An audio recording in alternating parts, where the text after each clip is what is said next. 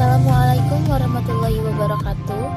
Saya mahasiswa Universitas Singa Perbangsa Karawang membuat video ini untuk memenuhi salah satu tugas mata kuliah, yaitu Sejarah Matematika dengan dosen pengampu Ibu Atin Warni MPD. Sebelumnya, perkenalkan, nama saya Maria Esterlita Dias dengan NPM 20106310 517. Saya akan menyampaikan beberapa topik, yaitu introduction, pemikiran, pandangan tentang jiwa, teorema Thales, serta pandangan politik. Thales adalah seorang filsuf yang lahir antara tahun 624 hingga 625 sebelum Masehi dan meninggal sekitar tahun 547 sampai 546 sebelum Masehi. Ia dimasukkan ke dalam tradisi filsafat Ionian, mazhab Miletos, dan filsafat alam. Ia memiliki minat utama dalam etika, metafisika, matematika, dan astronomi. Thales mengawali sejarah filsafat barat pada abad ke-6 sebelum Masehi. Pemikiran Thales dianggap sebagai kegiatan berfilsafat pertama karena mencoba menjelaskan dunia dan gejala-gejala di dalamnya tanpa bersandar pada mitos, melainkan pada rasio manusia. Ia juga dikenal sebagai salah seorang dari 7 orang bijaksana yang oleh Aristoteles diberi gelar filsuf yang pertama. Selain sebagai filsuf, Thales juga dikenal sebagai ahli geometri, astronomi, dan politik. Thales lahir di kota Miletus yang merupakan tanah perantauan orang-orang Yunani di Asia Kecil.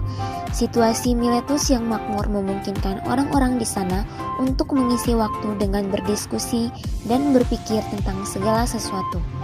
Hal itu merupakan awal dari kegiatan berfilsafat sehingga tidak mengherankan bahwa para filsuf Yunani pertama lahir di tempat ini.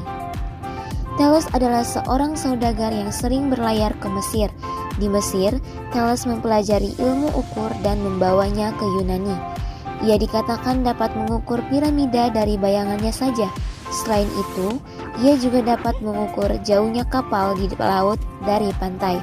Kemudian Thales menjadi terkenal setelah berhasil memprediksi terjadinya gerhana matahari pada tanggal 28 Mei tahun 585 sebelum Masehi. Thales dapat melakukan prediksi tersebut karena ia mempelajari catatan-catatan astronomis yang tersimpan di Babilonia sejak 747 sebelum Masehi. Air sebagai prinsip dasar segala sesuatu. Thales menyatakan bahwa air adalah prinsip dasar segala sesuatu. Air menjadi pangkal, pokok, dan dasar dari segala yang ada di alam semesta. Berkat kekuatan dan daya kreatifnya sendiri, tanpa ada sebab-sebab di luar dirinya, air mampu tampil dalam segala bentuk, bersifat mantap, dan tak terbinasakan. Argumentasi Thales terhadap pandangan tersebut adalah bagaimana bahan makanan semua makhluk hidup mengandung air, dan bagaimana semua makhluk hidup juga memerlukan air untuk hidup. Selain itu, ia juga mengemukakan pandangan bahwa bumi terletak di atas air. Bumi dipandang sebagai bahan yang satu kali keluar dari laut dan kemudian terapung-apung di atasnya. Pandangan tentang jiwa. Thales berpendapat bahwa segala sesuatu di jagat raya memiliki jiwa. Jiwa tidak hanya terdapat di dalam benda hidup, tetapi juga benda mati. Teori tentang materi yang berjiwa ini disebut hyozoisme. Argumentasi Thales didasarkan pada magnet yang dikatakan memiliki jiwa karena mampu menggerakkan besi.